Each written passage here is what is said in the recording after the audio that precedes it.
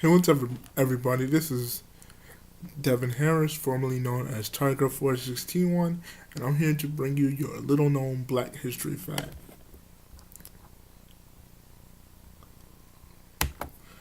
Now, this little known black history fact comes from biography.com, and the person we're going to be talking about is civil rights activist and medical professional Claudette Colvin. And I'm gonna put the link in the description also. Okay, so excuse me. It says Claudette Colvin was a civil rights activist in Alabama during the 1950s. She refused to give up her seat on a bunch months before Rosa Parks' more famous protests. Okay, so that's the thing I wanted to tell you guys is that there was a media cover up. There was something that they didn't want you guys to know, and that was that um, Rosa Parks was not the first woman to give up her seat. It was this woman who you'll see in the description, Claudette Colvin. Okay, it says Claudette Colvin was born on September 5th, 1939, in Montgomery, Alabama. On March 2nd, 1955, she refused to give up her seat to a white passenger.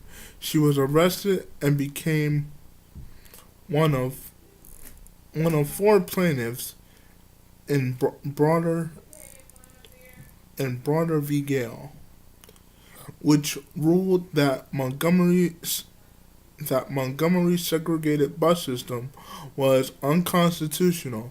Colvin moved to New York City and worked as a nurse as a nurse's aide. She retired in 2004.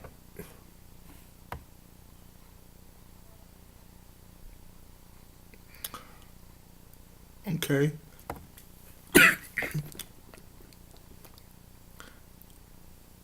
Now I'm going to read the forerunner to Rosa Parks.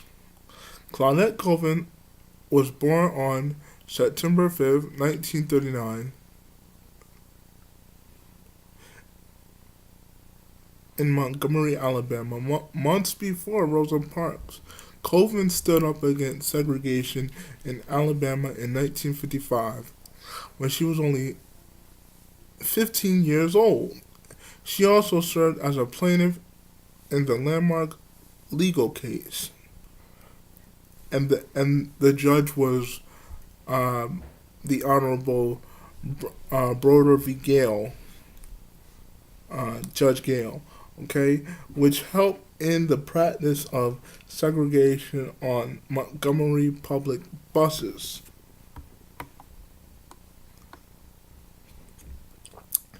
Further, further information. It says, growing up in one of Montgomery's poor neighborhoods, Colvin studied hard at school. She earned mostly as in her classes and even aspired to become president one day. On March 2nd, 1955, Colvin was riding home on a city bus after school when a bus driver told her to give up her seat to a white passenger. She refused, saying, "It's my constitutional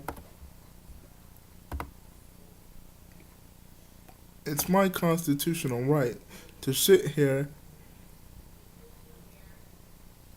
as much as that lady. I paid my fare. It's my constitutional right."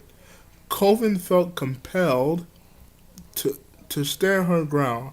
I felt like Sojourner Truth was pushing down on one shoulder and Harriet Tubman was pushing down on the other, saying, "Sit down, girl." I was glued to my seat. She she later told Newsweek, all right, let me, all right,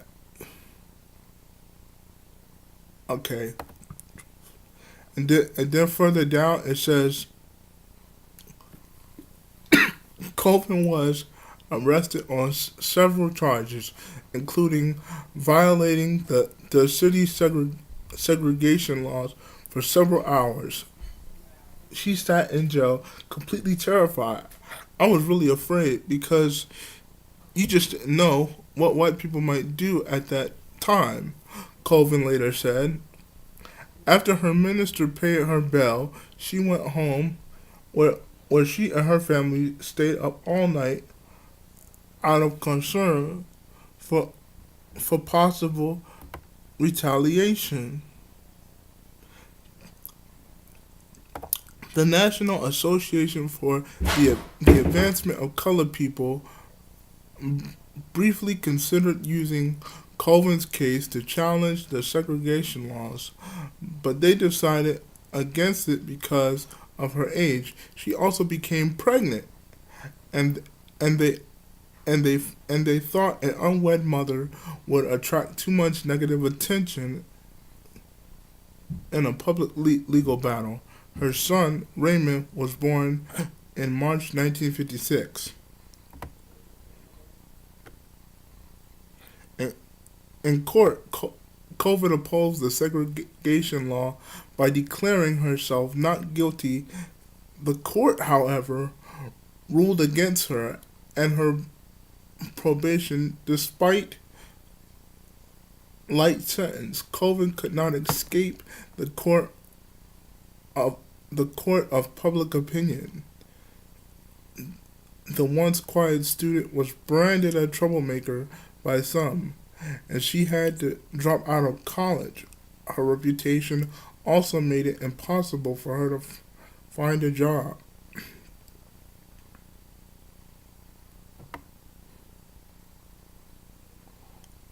Okay.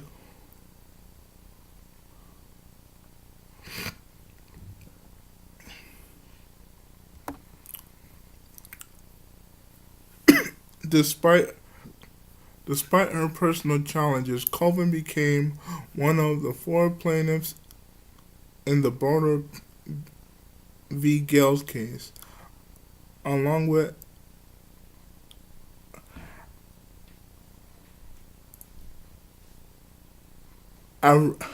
Aurelia S. Broder, Susie McDonald, and Mary Louise Smith.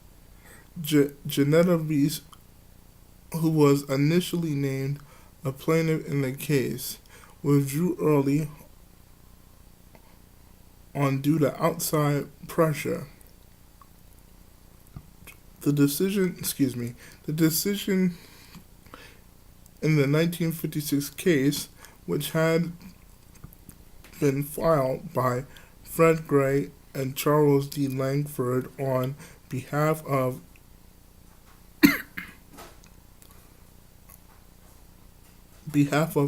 a aforementioned African American woman, ruled that Montgomery's segregated bus system was unconstitutional. 2 years later, Colvin moved to New York City, where she had her second son, Randy, and worked as a nurse's aide at a Manhattan nursing home.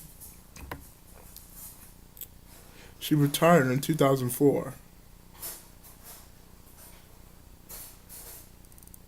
And her legacy reads, much of the writing on civil rights history in Montgomery has focused on the arrest of Rosa Parks, another woman who refused to give up her seat on the bus 9 months after Colvin. While Parks has been heralded as a civil rights heroine, in this case hero, the story of Claudette Colvin was received little notice. Some have tried to change that. Rita Dove penned the poem Claudette Colvin Goes to Work, which later became a song. Philip Hughes also wrote about her in the young adult biography Claudette Colvin, Twice Toward Justice.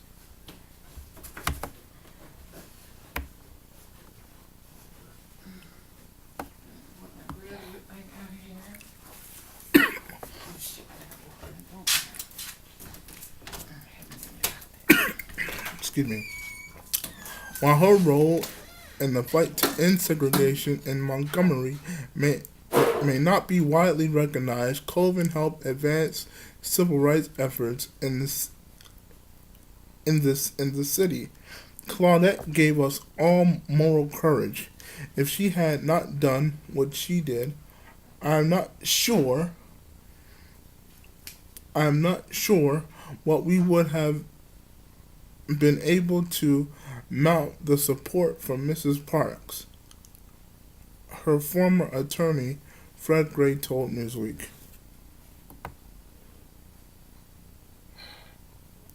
All right, and that is your little known Black history fact. We want to give honor and thanks to our ancestor and sister who's still living today, Mrs. Claudette Colvin.